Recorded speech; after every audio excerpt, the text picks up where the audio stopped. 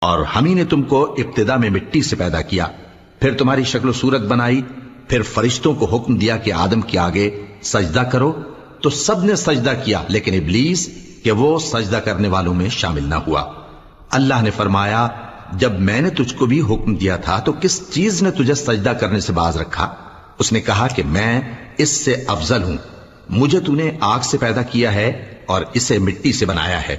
فرمایا تو بہشت سے اتر جا، تجھے شایع نہیں کہ یہاں تکبر کرے، پس نکل جا کہ تو ذلیل لوگوں میں سے ہے۔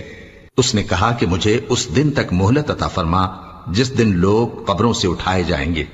فرمایا اچھا، تجھ کو مہلت دی جاتی ہے۔